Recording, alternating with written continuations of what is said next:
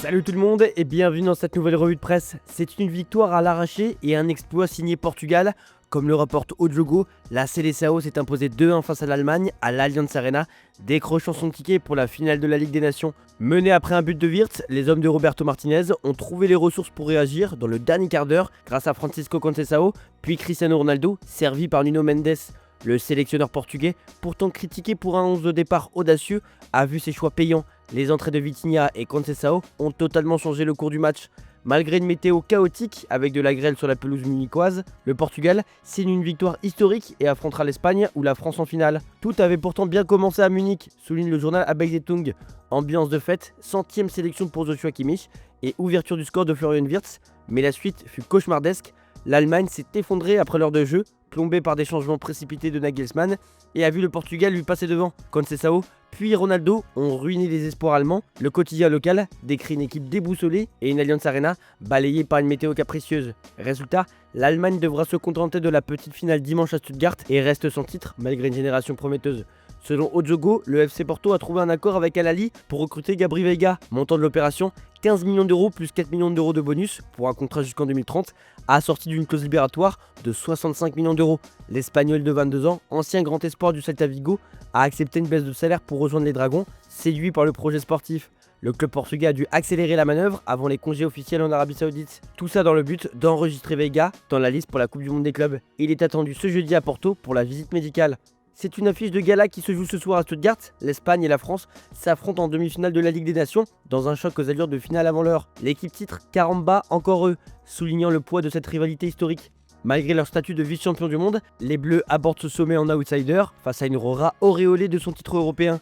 Mais Didier Deschamps prend des risques, il opte pour un 4-2-3-1 résolument offensif avec Doué à gauche, Dembélé à droite, Mbappé en pointe et Olise en meneur de jeu. Une compo ambitieuse pour un moment charnière.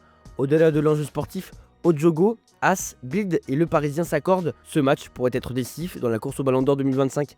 D'un côté, Lamine Yamal, auteur d'un triplé avec le Barça, Liga, Coupe, Supercoupe, et de 43 contributions décisives, 18 buts et 25 passes, porté par une aura médiatique grandissante, plus de 15 millions de followers par rapport à Ousmane Dembélé. De l'autre, justement, Ousmane Dembélé, moteur du quadruplé parisien et fort de ses 33 buts cette saison, mais cette opposition dépasse les chiffres. As rappelle que Yamal ne participera pas à la Coupe du Monde des clubs, ce qui pourrait donner l'avantage à Dembélé sur la ligne d'arrivée.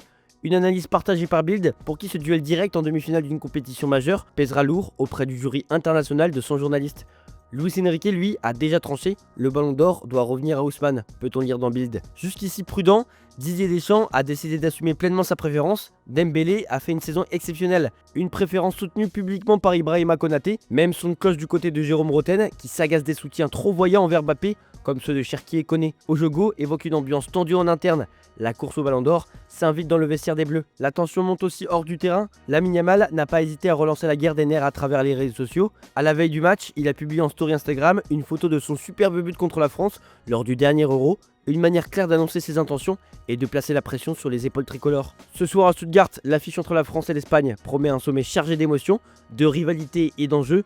As titre en une nuit pour rêver, en référence à cette demi-finale de Ligue des Nations qui pourrait redessiner le paysage du football international, mais aussi du Ballon d'Or. Comme le rappelle As, ce match est aussi une revanche symbolique de l'Euro 2024 où Lamine Yamal avait marqué les esprits avec un but d'anthologie.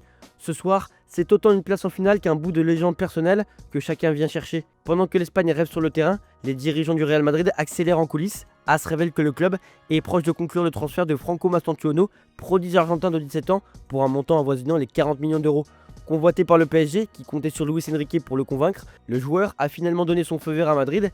Reni Calafat, architecte des derniers gros coups madrilènes, est personnellement à Buenos Aires pour négocier avec River Plate, qui reste ferme, pas un centime sous la clause. Le Real veut intégrer Mastantuono rapidement, signe de la confiance placé dans ce talent précoce, déjà appelé en sélection argentine.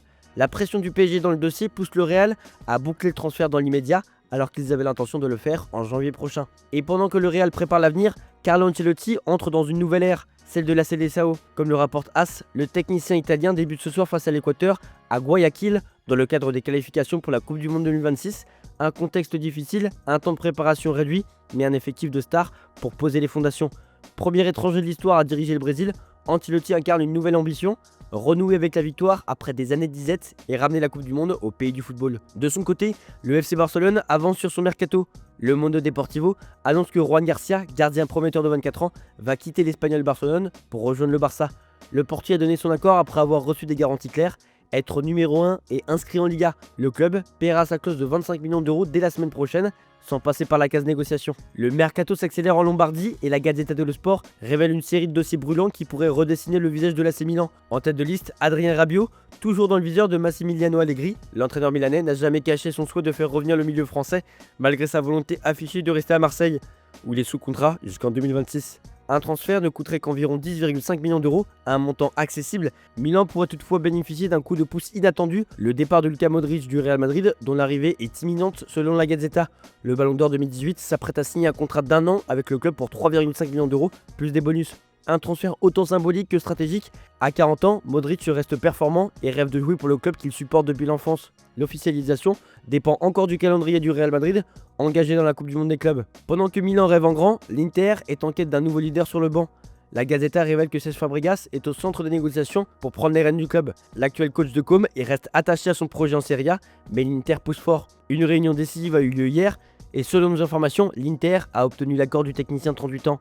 Pour rappel, si le deal ne se conclut pas, des alternatives existent. Patrick Vieira ou Christian Kivu sont prêts à entrer en scène. Le président Marotta veut boucler ce dossier avant le départ pour la Coupe du Monde des clubs à Los Angeles. Côté terrain, l'Inter prépare aussi une refonte de sa ligne offensive. Selon la Gazzetta, Rasmus Højlund, en difficulté à Manchester United, n'écarte pas un retour en Italie. L'Inter aimerait un prêt avec option d'achat à 45 millions d'euros, mais les Red Devils préfèrent une vente sèche. Les négociations se poursuivent et en parallèle, Pio Esposito, blessé pour l'Euro U21, pourrait être intégré à l'effectif pour la Coupe du Monde des clubs. L'Inter travaille donc à une attaque à 4 têtes, Lautaro Martinez, Thuram, Højlund et Esposito, sans oublier Taremi, toujours dans les plans du club. Le mercato s'agite aussi en Angleterre et le Mirror dresse un panorama d'un été bouillant, notamment à Manchester City. Le club de Pep Guardiola s'apprête à chambouler son effectif. Jack Grealish est écarté du groupe pour la Coupe du Monde des clubs et Kevin De Bruyne file à Naples, obligeant les Sky Blues à réagir vite. Le journal britannique annonce les arrivées imminentes de Tijani Reinders, 55 millions d'euros, et Ryan Cherki, 30 millions d'euros, pour dynamiser le milieu de terrain. Cherki, convoité aussi par Liverpool, aurait déjà donné son accord au projet de Guardiola. Mais dans les coulisses, City reste prudent. En cas d'échec avec Cherki, un plan B est déjà activé. Selon l'équipe, Xavi Simons, que Leipzig cherche à vendre, est sérieusement suivi. Le néerlandais de 22 ans, séduit par sa polyvalence et son intelligence de jeu. Du côté de Chelsea, c'est l'offensif tous azimuts. Le Mirror révèle que les Blues ont activé la clause de Liam Delap pour l'arracher à Ipswich. Le buteur de 22 ans, auteur de 12 buts en première ligue cette saison, a préféré Chelsea à Manchester United et Newcastle, séduit par le projet d'Enzo Maresca. Dans le même temps, les Blues avancent sur le dossier Mike Maignan. Le gardien français a dit adieu à l'AC Milan, refusant de prolonger à 1 an de la fin de son contrat. Il souhaite rejoindre Londres pour jouer la Ligue des Champions. Milan réclame 25 millions d'euros, un montant encore discuté, mais le transfert semble imminent. Massimiliano Allegri, qui souhaitait le garder, n'a pas réussi à le convaincre. En toile de fond, le Daily Mail s'attarde sur le cas Luis Enrique, longtemps snobé par les cadors anglais. Le coach espagnol, désormais auréolé d'une Ligue des Champions remportée avec le PSG, s'impose comme un génie tactique. Son football de contrôle et de haute intensité, opposé à celui de Guardiola, inspire aujourd'hui l'Aurora, favorite pour la Coupe du Monde 2026. Le Mail souligne le revirement des clubs anglais. Arsenal et d'autres gros poissons pourraient regretter de ne pas l'avoir recruté plus tôt. Avec 2 triplés déjà à son actif et un jeu révolutionnaire, Luis Enrique pourrait bien devenir la référence que la Première Ligue cherche depuis des années. Voilà, c'est tout pour aujourd'hui. Bonne journée à tous, merci pour votre fidélité et on se retrouve en fin d'après-midi pour le JT Foot Mercato.